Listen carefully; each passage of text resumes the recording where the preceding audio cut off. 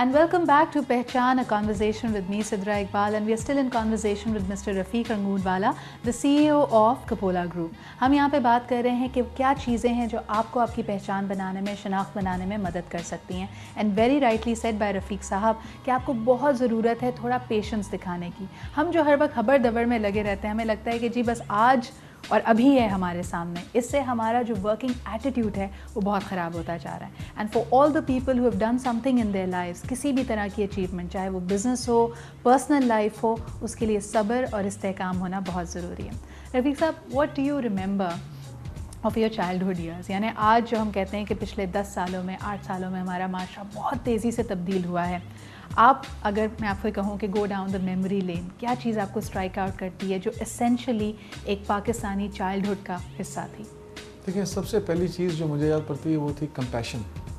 ہم اپنے والدین میں بھی دیکھتے تھے، اپنے بڑوں میں بھی دیکھتے تھے کہ کسی کے غم میں شریک ہو جانا، کسی کی خوشی میں خوش ہونا، اس کی ترقی میں خوش ہونا، اس کے ساتھ شریک ہونا، نہ یہ کہ حسد کرنا. لالچ طمع نہیں تھی. ہم کہتے تھے کہ لوگ چند روپوں میں بھی گزارا کر لیا کرتے تھے.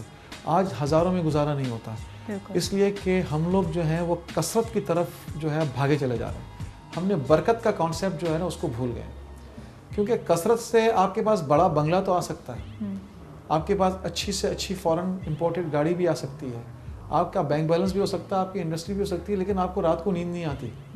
آپ گاڑی میں باہر نکلتے ہوئے ڈرتے ہیں.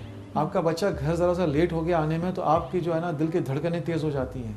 ٹھیک ہے، آپ جو ہے وہ آپ کو دوائیوں کی ضرورت ہوتی ہے، آپ کو 10 ایسی بیماریاں لگ گئی جس کا کبھی سنا نہیں تھا کسی نے. آپ سے اگر میں پوچھوں کہ آپ کی یہ جو ایک تو ہوتے ہیں وہ اساتذہ جنہوں نے ہمیں اسکول میں، کالج میں پڑھایا ہوتا ہے، لیکن آپ کی فیلڈ میں، آپ نے زندگی میں سب سے زیادہ کس شخصیت سے سب سے زیادہ سیکھا ہے؟ دیکھیں، میں نے اساتذہ کا جو احترام ہے، ان کا جو احسان ہے، میرا خیال ہے وہ تو ہم کبھی بھی نہیں اتار سکتے. اور ایسے اساتذہ ہمارے بچپن سے شروع ہوتے ہیں، مختلف KG لیول سے اور نرسری لیول سے، اور آخر تک وہ انفلوئنس ہمیں کرتے ہیں. زندگی میں نے نا ایک تو لوگوں سے مل کر بہت کچھ سیکھا ہے. میرے لیے سب سے بڑا انسپریشن حضور اکرم صلی اللہ علیہ وسلم کی اپنی زندگی ہے. As a business man, as a husband, as a member of the civic society, وہ کس طریقے سے، جی ہاں، تو ان سے بہتر کوئی ایگزامپل نہیں ہے. اسپیکنگ آف محبت، آپ ہمیں یہ بھی بتائیں کہ how did you meet your wife? کہاں ملاقات؟ Basically it's an arranged marriage.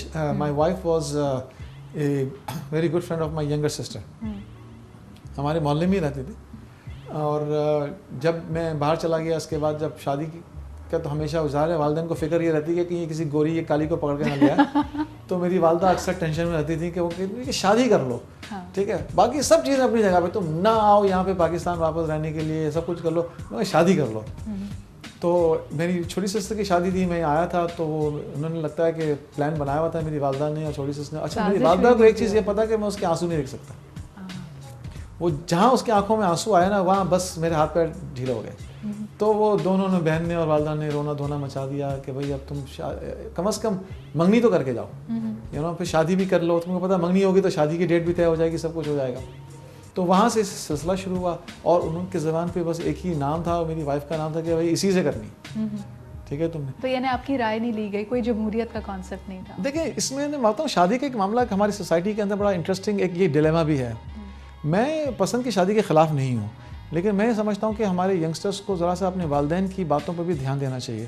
کیونکہ دیکھیں، میں دیکھتا ہوں کہ ایز اے بوائے، اگر ہم کوئی لڑکا، میں اپنی ایج میں دیکھتا تھا کہ لڑکی خوبصورت کتنی ہے، کہ اس کے چال کتنی مٹک کے ہے، اس کی مسکراہٹ اس کی کیا ہے، بال کو کیسے جھٹکا دے کے پیچھے کرتی ہے، یہ سب ٹیمپریری چیزیں ہیں. ٹھیک ہے نا، اور باتوں میں اس کی کتنی گداز ہے، یہ سب ٹیمپریری چیزیں ہیں، یہ پرماننٹ چیزیں نہیں ہیں. آج اگر ہمارے والدین جو ہے نا، آج اگر اتنے سالوں بعد ہم اگر آپ سے پوچھیں کہ what is it that you like the most about your wife, تو آپ کیا کہیں گے؟ She is a beautiful person from inside. She is a very dedicated mother and a very loving wife. And ماشاء اللہ you have 3 children. ماشاء اللہ، and I am very blessed.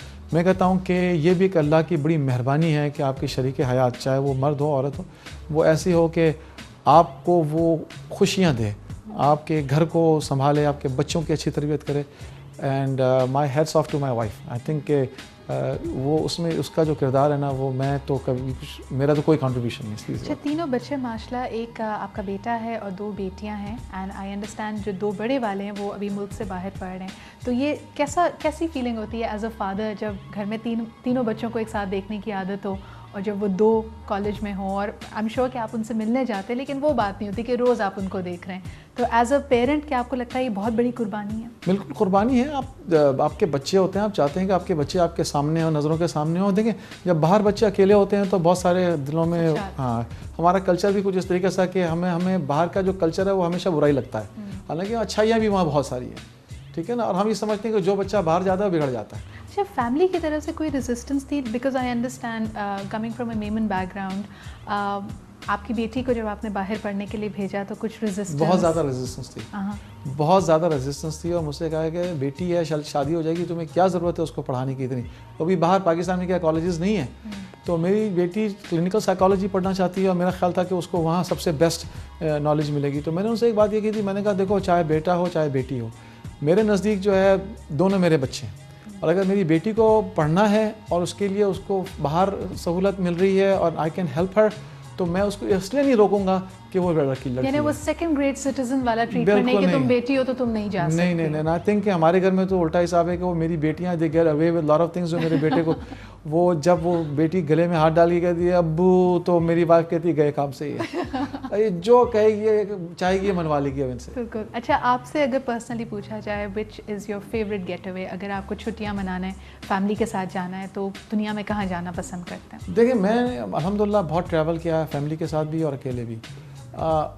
اصل میں جو ویکیشنز ہوتے ہیں نا, اکثر ہمارے یہاں یہ ہوتا ہے کہ لوگ یا تو شاپنگ کے لیے جاتے ہیں یا سائٹ سینگ کے لیے جاتے ہیں. میرے نزدیک vacation should be family time together. اور میں آپ کو آنیسٹلی بتاؤں کہ میں سمجھتا ہوں بیسٹ ویکیشن عمرہ ہے, کیونکہ وہاں کوئی خرافات نہیں ہے کہ آج سائٹ سینگ کے لیے یہاں بھاگنا ہے یا وہ میوزیم جانا ہے, وہ پارک دیکھنا ہے, یا یہ یہاں پہ اس زو میں جانا ہے, اور یہ سب ڈرامہ نہیں ہوتا وہاں پہ. آپ حرم میں آ گئے, آپ حرم ہی ہیں, آپ حرم ہی کو دیکھیں گے اور کیا کریں گے, ٹھیک ہے نا.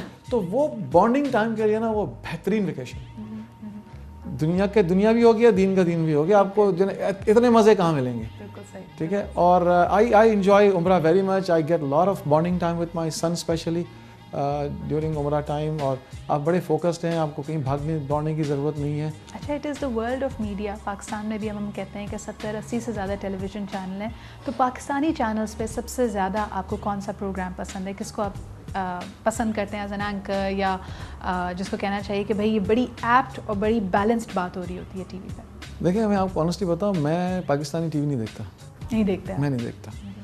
اس کی وجہ یہ ہے کہ میں پہلے جب گھر آتا تھا, کھانا کھانے کے بعد ٹی وی آن کیا, نیوز شروع ہوئی, اور نیوز میں سوائے نیگیٹو کے to be honest with you ہمارے یہاں بہت کم چیزیں نظر آتی ہیں. اس کے بعد آپ ٹاک شو شروع ہو گئے. ٹاک شو میں ود ڈیو رسپیکٹ ایک گروپ آف پیپل ہے وتھ فیو ویریئنسز جو آپ کو ہر چینل پہ نظر آتا ہے, اور صرف ڈوم اور گلوم سینیریو ہے, ٹھیک ہے. ایسا لگتا ہے کہ آج خدا نہ خواستہ پاکستان ٹوٹ جائے گا, کل خدا نہ پاکستان میں تباہی مچ جائے گی, اور یہ ہو جائے گا اور وہ ہو جائے گا. مجھے تو بڑا ڈپریشن فیل ہونے لگا تھا. اور پھر انفارچونیٹلی کچھ لوگ ایسے ہیں ہمارے یہاں, وہ یہ سمجھتے ہیں کہ آپ جتنا چیخ کر بولیں گے اور جتنا اپنے سامنے والے کو کم بولنے دیں گے اتنا آپ ثواب کا کام کر رہے ہیں. صحیح. یعنی ایک ریس لگی ہوئی ہے ثواب کے لیے. تو اس میں ایک لاجیکل, ایک ریشنل کانورسیشن نہیں ہو سکتی. آپ چیخو پکار میں کیا کہیں گے اور کیا آپ کا آڈینس سنے گا, اور کیا وہ اس سے